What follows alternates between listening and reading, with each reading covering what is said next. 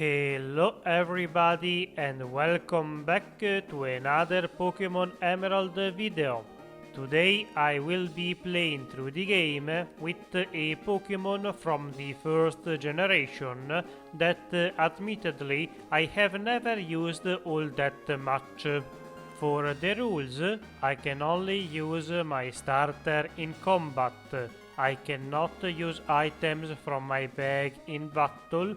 I can't raise my evasion in any way, and I can't use cheats or glitches. Poliwrath seems like an interesting Pokémon, but I fear that the physical special split might be not so good for it. Other than that, though, there are a few other interesting things about this Pokémon.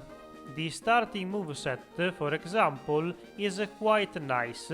I have a Stab Water Gun for a decently reliable move, and also I have Submission. That move has a lot of cons though. First of all, it only has 80 accuracy, and then you take recoil based on the damage that you dealt. Honestly though, I am still happy to have it. It will be quite useful against the dark and normal types that are very common at the start of the game.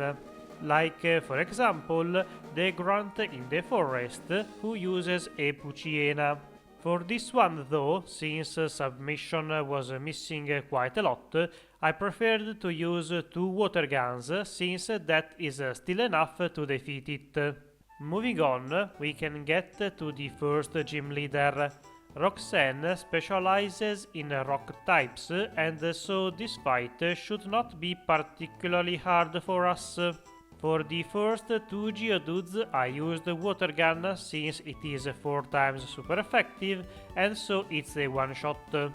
Nosepass surprisingly leaves a submission even though I am a bit overleveled, but the second one takes it down. As predicted, Roxanne could not do much to me and so I obtained the first badge. After a couple of side quests, we are about ready to leave town, but before we can do so, we have to take on the optional fight against our rival. She opens up with a Wingull, and that's a good opportunity to use a double slap. Not a great move, but at least it's neutral. Once we have defeated May here, we can move on with the story, and today I decided to take on Brawly early.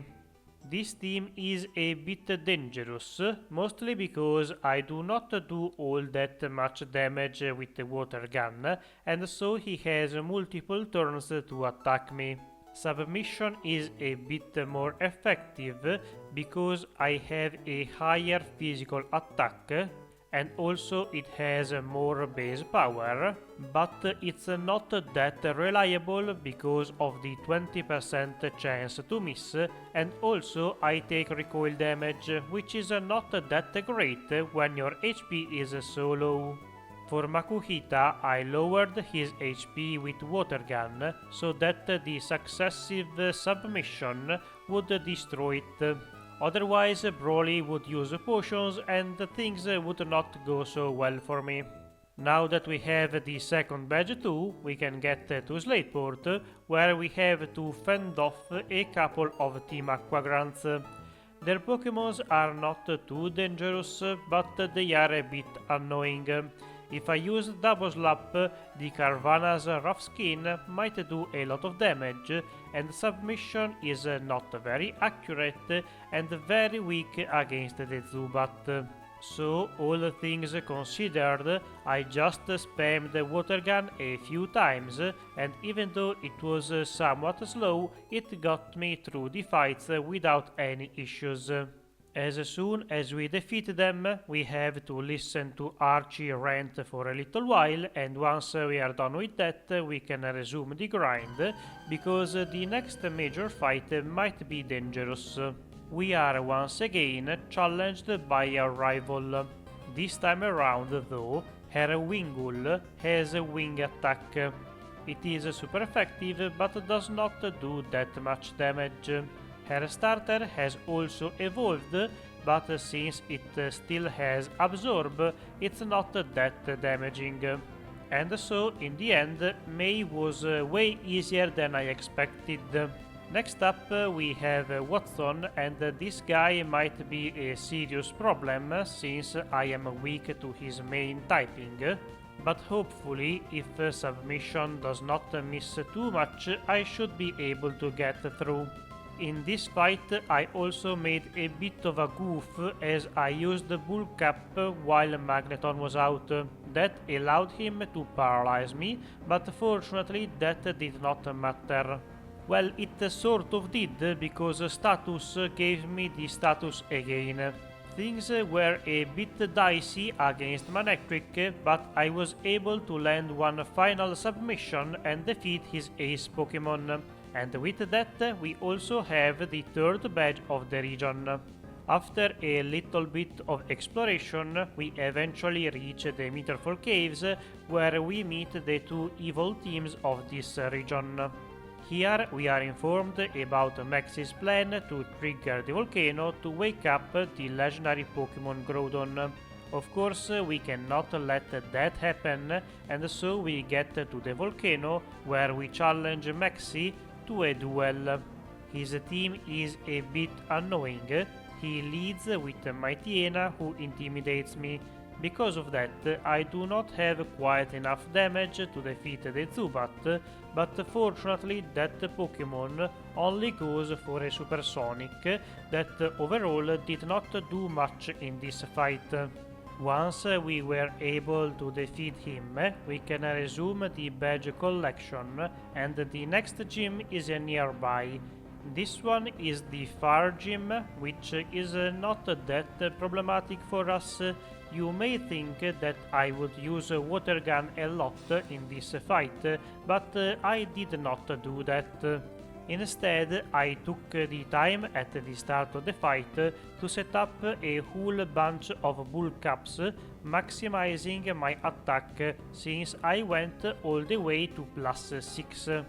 That was not very dangerous since all of the Numel's attacks are physical other than Overheat, which I resist, so I did not take that much damage while setting up.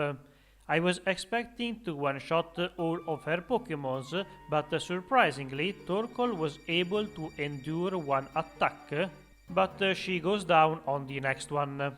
And now that we have defeated Flannery too, we have to start backtracking. Since I do not have to worry about Brawly today, I can go straight to Norman, who is the leader of the normal gym.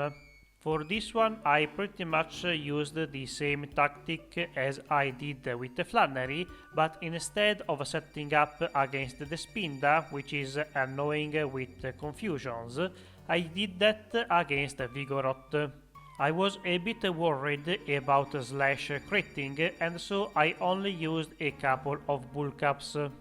For the start of the fight, I was using Secret Power because of the increased accuracy, but once I got to Slacking, I took the first turn to set up while he used counter, and then I one-shotted it with Submission, losing like half of my HP in recoil. Anyway, now that we have defeated him too, we have finally access to a decent water move in Surf. We can also use that HM to reach the other side of the region, and here we eventually get to the Weather Institute, where we have to defeat one of the Team Aqua Admirals. Shelly's team is not particularly powerful, and so we are able to sweep through her. Soon after rescuing those scientists, we have to take on another fight against a rival. While I was getting here, I took the time to grab the Ice Beam TM from the ship, but I decided to not teach it yet, since I think I can manage to get through the next few fights without it. It may have been useful for the next gym leader, since we now have to face against Winona. She has the type advantage on us since her flying types are super effective on me, but that may not be too important because I can raise my physical defense with Bulk Up. Unfortunately, I could not one-shot Skarmory and so I got sand attacked, which is always annoying, but it did not matter too much. I did not have that many opportunities to use Bulk Up, so I had to use it here and there throughout the fight. And so I was only able to set up a couple of times, but that was enough to get through her team without having to reset. Now that we got this badge too, we can resume with the story, and in the next town we can take on the last optional fight against our rival. She leads with a Tropius, which is a bit dangerous for us, but not too much so. I took the time to set up a few times, even though it was dealing a good amount of damage to me, but I did so because I wanted to one-shot her Grovyle with secret power. A Leaf Blade crit might have one-shotted me, so I preferred to play it safe. Overall, May was not that much of a challenge, and so I can get to the Pokémon Tower, where I recover the Magma Emblem. With this key item, we can enter the cave where Groudon resides, and once we got to the bottom, we see Maxie wake up Groudon with the wrong orb. Because of that, he starts a duel against us, and once again, this team is a bit annoying, but it should not be too dangerous. The most problematic Pokémon is going to be Crobat, since my physical attacks will not deal that much damage, and Surf is not strong enough to one-shot it. Also, he uses quite a few potions on it, but since they are only super potions, they do not recover all that much HP. After a few turns, I am able to defeat all of his Pokémons, and so we can move on to the Team Aqua base, where we have to do sort of the same thing. After a few turns, we can defeat all of his Pokémons, and so we can move on to the Team Aqua base.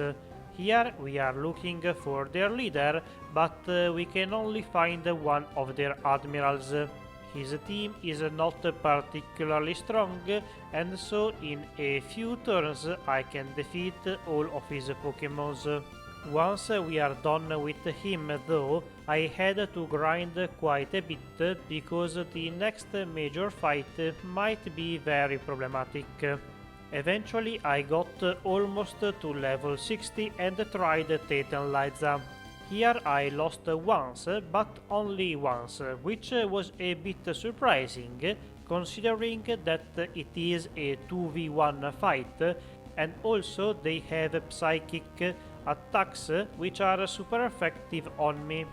I took the first few turns to use a couple of Bulk Ups so that A. Claydol would do less damage with Earthquake, and B. I can do more damage with Return and Submission. Thanks to those boosts, Submission can one-shot both of his Meteorite Pokémons, and thankfully that move did not miss. Using more Bulk Ups at the start of the fight would have been a very bad idea, mostly because I would be wasting turns, but also Claydol often switches to Psychic if your physical defense is too high. With surprising ease, we are able to get the Mind Badge, and now we can get to the other double fight of this island. In this one we are not alone, thankfully, and of course we have to face off against Maxi and the other Team Magma semi-leader. This one was a surprisingly tough fight. I was expecting their Pokémons to not be able to do all that much while I was spamming Surf. Unfortunately, I got confused by Golbat and hit myself quite a few times. Also, unusually, Camerupt used Earthquake, which dealt a lot of damage to Metang, and after a couple more turns, that Pokémon went down. Since Steven is not playing a mono Pokémon challenge, he can send out his Aggron, which strangely enough is a special attacker. I did a run with a special Aggron and let me tell you, it's not that good. Still, just the fact that we are not taking all of the hits is good enough for me. My HP dropped quite low for this fight, but thankfully we can finish the match before I have to reset. For the help, Steven rewards us with the Dive HM and we have to immediately use it to reach the seafloor cave. Here eventually we meet Archie, which is the leader of Team Aqua, and of course he challenges us to have the opportunity to wake up Kyogre.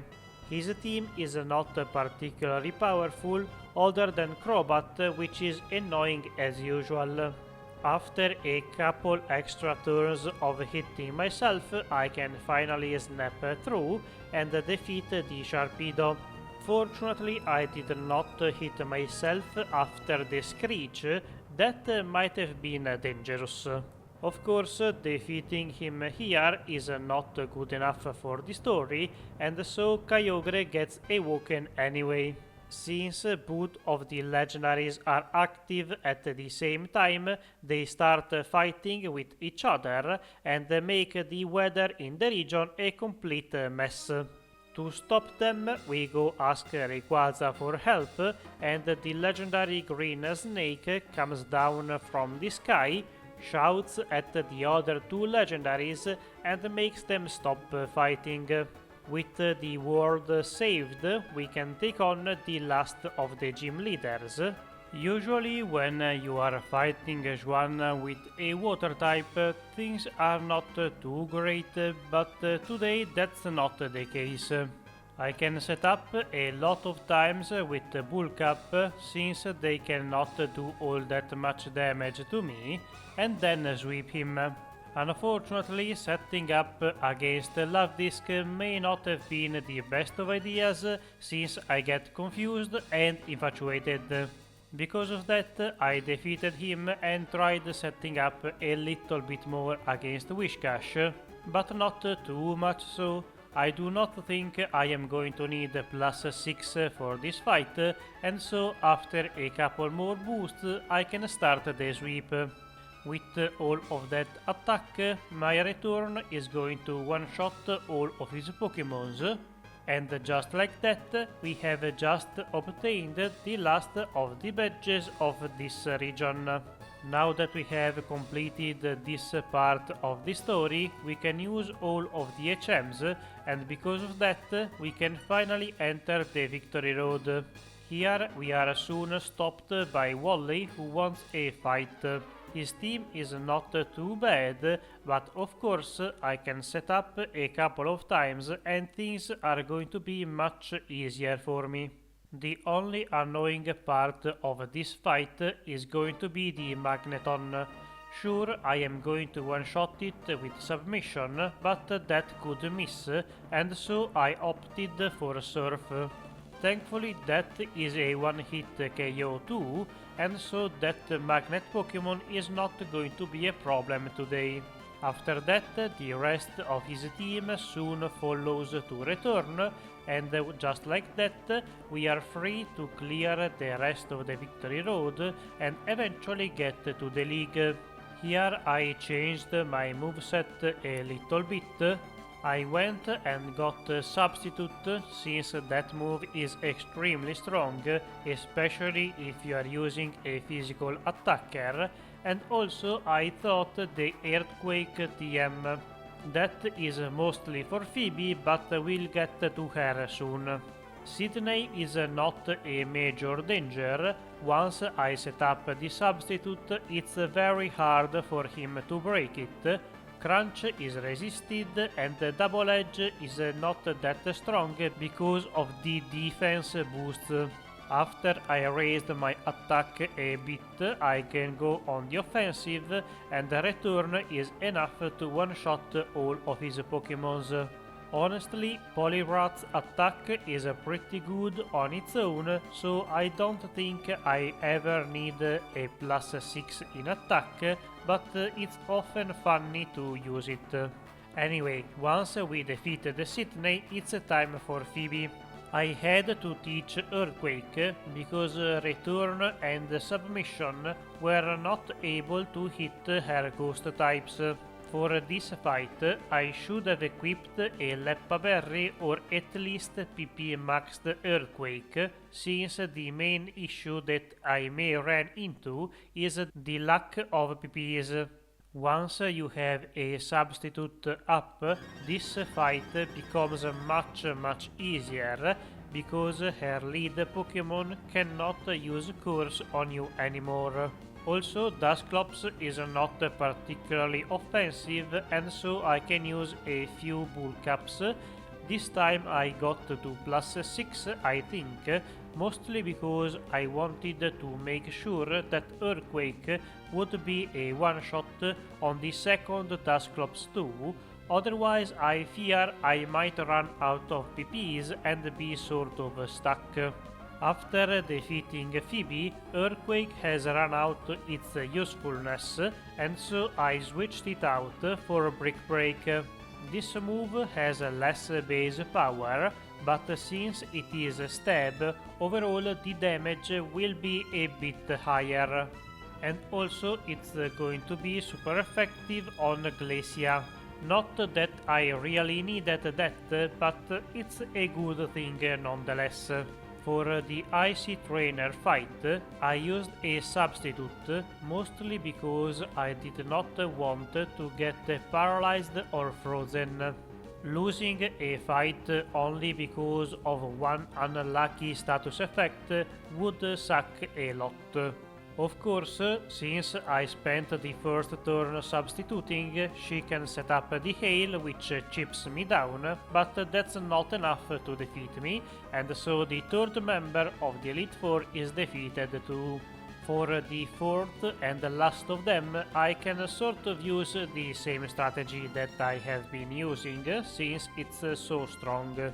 Setting up at the start behind a substitute. Shelgon mostly has physical attacks and so the increased defense will help there too. It does have Dragon Claw, which in this generation is special, but he does not use it very often. Once I increased my attack by a little bit, I can go on the offensive using Return. Brick Break might do a bit more damage, but I do not think I need the extra power, and instead it is not very effective against his flying types, so I would have to switch to Return quite frequently anyway. Overall, the Elite Four were very easy, but that's sort of what happens when you have a setup move. Let's see how Wallace goes. For this fight, I started with the intention to not use a substitute just because I wanted to challenge myself a little bit. But after seeing Wailord use a couple of Blizzards on me, I changed my mind, because again I do not want to lose this match only because I got unlucky and got hit by a freeze at the start. Since this is the last fight in the game, I sort of wanted to go out with a bang and increased my attack by quite a lot. Honestly, that was not necessary, as after a couple of Bull Caps, I'm pretty sure Brick Break or Return would be able to one-shot all of his Pokémons. But sure, why not? Since Poliwrath has a decent base speed, I am able to outspeed all of his Pokémons and defeat them before they can move with one attack. And that's how Poliwrath became the champion of the Hoenn region. A bit anticlimactic at the end, since the league was maybe the easiest part of the run, but at least Poliwrath proved itself to be a quite powerful Pokémon in this generation at least. Thank you for watching. If you enjoyed the video, leave a like, subscribe, ring the bell and all of that stuff. If you have any feedback, video ideas, comments or anything like that, write them down below and I'll see you next week. Bye!